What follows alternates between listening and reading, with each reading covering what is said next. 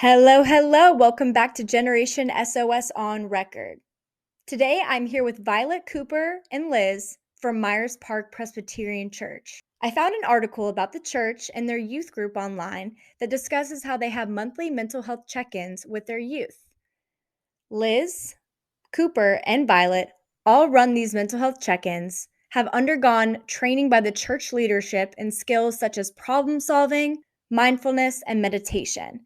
The same old thing that we've heard for 50, 100 years. When you see people on Sunday morning and you're like, well, how are you doing? Squeeze your fists as tightly as you can and hold for the count of 10. 1, 2. Hello, everybody. Welcome back to Generation SOS on Record. Today I'm here with Violet Cooper and Liz from Myers Park Presbyterian Church. And can you guys each tell me a little bit about why you are interested in leading or becoming mental health ambassadors?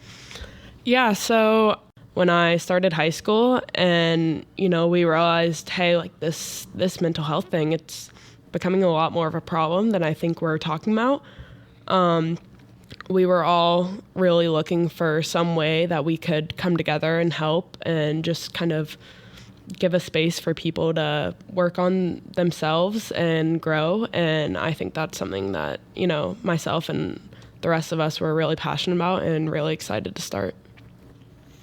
Yeah, I mean, I would agree with Violet and say that, we kind of came together as a group through the youth. And after having some pretty hard things happen in the community with different local high schools, a bunch of us all from different areas of Charlotte that go to this church decided kind of to huddle together and figure out what's going on with each other and talk and really provide a good learning and listening environment for, everyone to become a little healthier. Yeah, totally. I also think the church has such a history, and I mean the church, capital C, the big church, has such a history of being so silent on these issues. And so for me, that was really important. And, for Myers Park Presbyterian Church as a whole, we wanted to do something different, to respond to this issue in a way that was real, in a way that wasn't just offering the same old thing that we've heard for 50, 100 years that the church says about these issues, which is for the most part, just ignore them, right?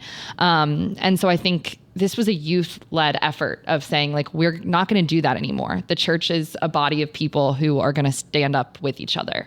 And so I think that's been amazing to see. How has being a mental health ambassador impacted you and your mental health journey, but also you showing up better for your friends, for your peers, for those in the church, etc.? Yeah, I didn't really think I had struggled with mental health that much, just because I thought personally my struggles were not as big as others. So that meant, I wasn't really going through anything. But, the more that we've dug into this, I've realized, I've struggled with some anxiety and maybe some depression along the ways. And I think that this group has helped me realize, hey, my problems may not be as big as I think they are, but they're still valid and they're still there. And it's something, you have to address and work towards. And I think that, before you can help others, you first have to help yourself. And so by doing this, I think by growing as a person and using the tools that we have has really helped me when it comes to my friends and being able to help them, especially in dark times. We have a lot of negative thoughts, and the tools that we've learned have taught me, hey, you're going through a tough time, you're having these feelings, but, there are ways we can handle this. A lot of these thoughts that we're having, they're not facts. They can be changed. They're not set in stone. And I think this mental health group has given me the tools that I need to help not only myself, but my friends and the people around me. Yeah. Yeah, I would agree with the tools part of it. I think for me, I learn a lot when I'm helping other people and teaching other people things. So we'll have meetings with all the mental health advocates from our church and say hey, we've got, this sort of meditation thing that we want to try out and things like that. Or these are some things you might want to, bring up in the meetings and kind of sort of a curriculum, if you will. And it's definitely helped me to kind of practice those before teaching them. And then in teaching them, I use them with myself more. which has been such a help.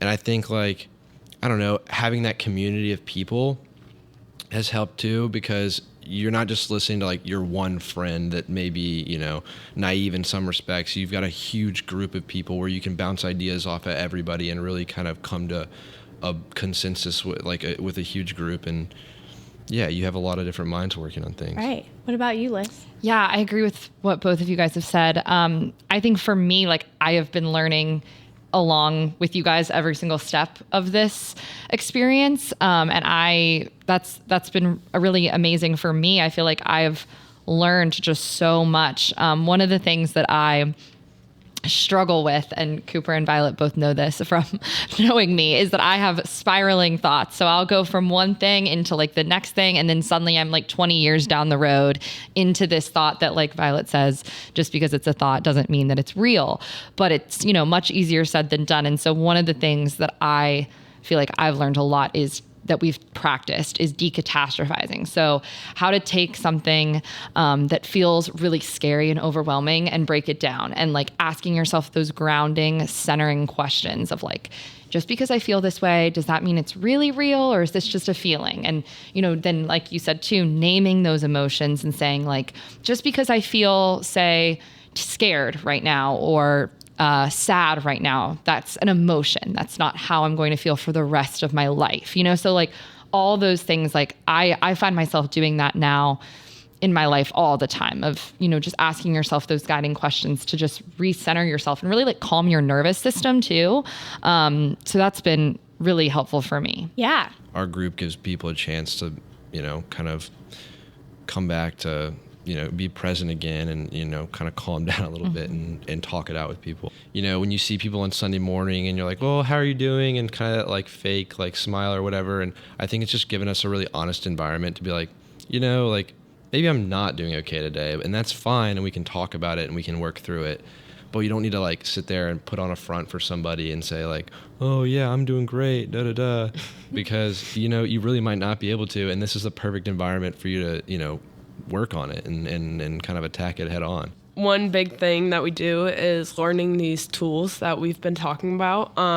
We have a lot of them. Let's get into it. Let's get into it. If you were able to see, it is a little square of so many different feelings on a different scale. Ooh, let me see. Yeah, so it's broken up into 4 different sections, and it's high energy, low energy, high pleasantness, low pleasantness. Okay. So there's enraged, ecstatic, despairing, and serene. And then there's everything in between. Right. And it's by Dr. Mark Brackett, and it's called the Mood Meter. So if you wanted to look that up, Yeah. you know. Like you more like pinpoint. Yeah, you pinpoint your exact Right. feeling. And I think that also helps the people around you. Like, if you're not doing too great, or, you know, you're struggling with something and you're saying, hey, this is the exact feeling I'm feeling, that can 100% help those around you, especially your family, learn like, hey, how do I, you know, talk to you with this? How should I approach how you're feeling? That's helpful. So what would you say you're feeling today if you had to look at the chart? I'm peeved a little bit. I had some stuff happen at school today. Okay. Oh gosh, now I'm looking at it. What am I today? I'm feeling a little bit restless today. So that'd be mine today. Yeah. Okay.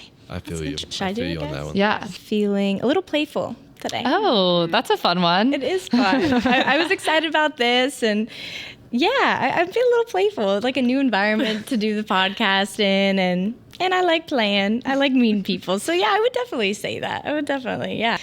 So let's talk about some other tools that you guys use. Sometimes I have a lot of people show up to our mental health check-ins who are all struggling with a bunch of different things, and it's hard to be able to help each person with the specific thing that they're dealing with.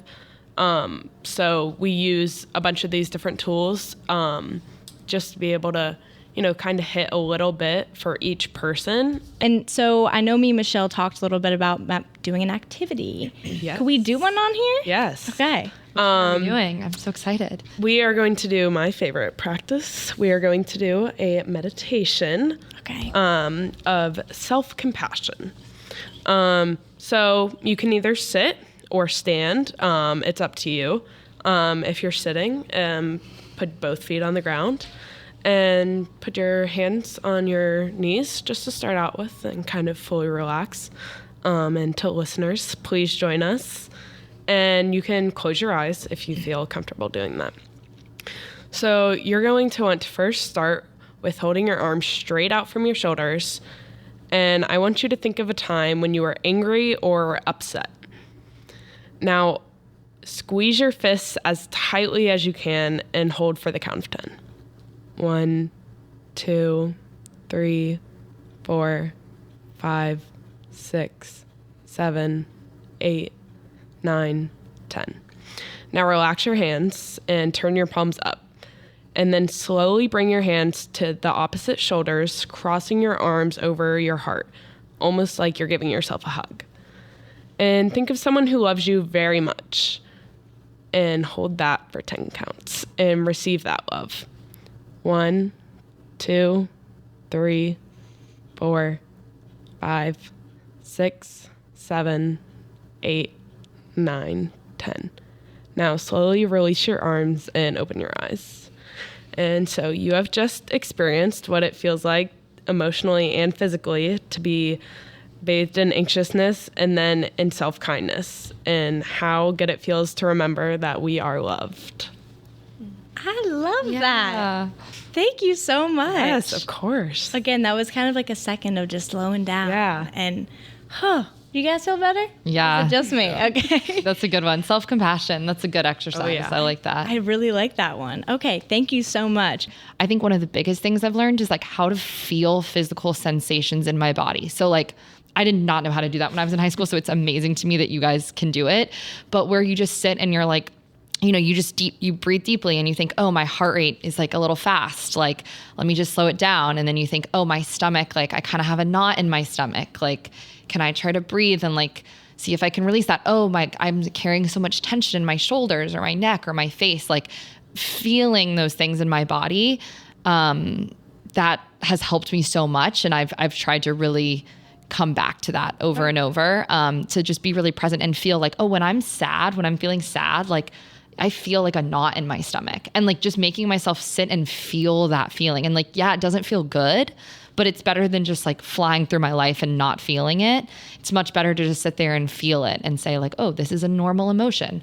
The community connection piece is like, we're seeing like, oh, everyone has felt this way. Like everybody, all of my friends, all the people I love have felt this like gross feeling in your stomach when you feel sad. Like everyone feels that. Mm-hmm. So it's that idea that we're all connected, and none of us are like alone in that sensation. Yeah. Yeah. And being aware of your body and like the physical symptoms of emotions. Yeah. There definitely are. And when you bottle it up, it comes out in unhealthy ways. Right. And so I'm so proud of you Oh, for sitting thanks. with it. Yeah, I mean, like, that's growth to be like, I never did that before. And I used to think sitting with it was just rehashing it over and over in your brain, like, which it's not. Like sitting with it can just be like clearing your brain and just feeling it in your body. That's like a healthier way, I think, to sit with it. Speaking of sitting with it, Nelson Mandela has a quote, and he says, when we can sit in the face of insanity or dislike and be free from the need to make it different, then we are free. And so I think that goes along, perfectly with what that's you were good. saying. Yes. You sometimes have to learn to just sit with it and face it head on, feel what you're feeling in order to feel some relief. Yeah. I like that a lot. What about you, Cooper? What do you use maybe on the daily or in moments when unhealthy or negative feelings? Yeah, something we've talked about on other podcasts as well, and what Liz was talking about is just the act of slowing down. I really like to just slowly make myself a coffee in any way that you can imagine. Yeah. And just kind of like enjoy that for a minute and kind of use that as my meditation, just kind of taking a breath in that and seeing what moment you're in and just slowing down is like really huge.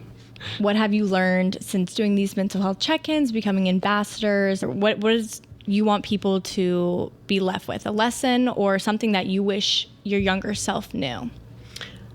I would say just to know, it's okay to be open with what you're feeling, and we're all struggling in some way. And I would just say the biggest thing that I've learned and kind of wish I knew how to do before is have some positive coping skills, and things that take no work really, or that I just do for pleasure. With stuff that I would tell myself, I would probably tell myself that things are going to get better. It's something that we've talked about a lot, and it's hard, I think, it's hard for everybody, but it's really hard, I think, for kids our age to kind of wrestle with, because we don't have that much life experience. We might not have gone through very many things, and so we don't really know if things are going to get better yet. Things feel so definite right now.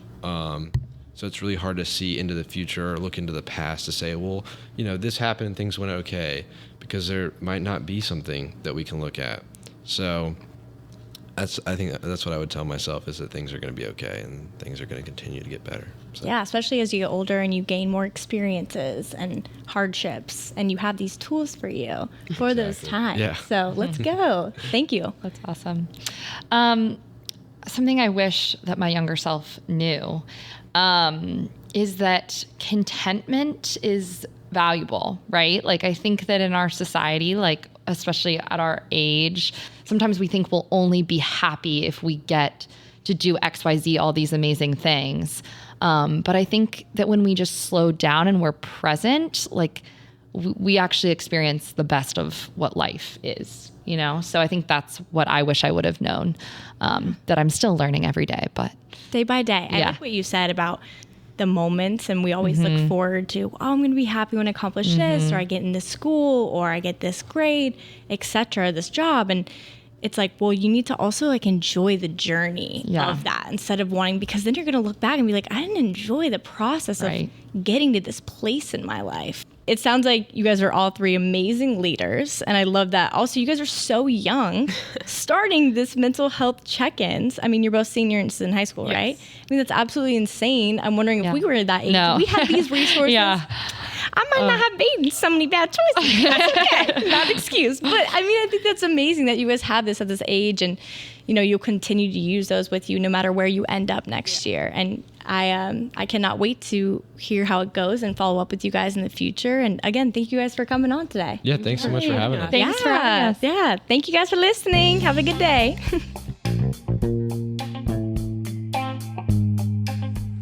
For more conversations like these, or to find a support system near you, go to generationsos.org.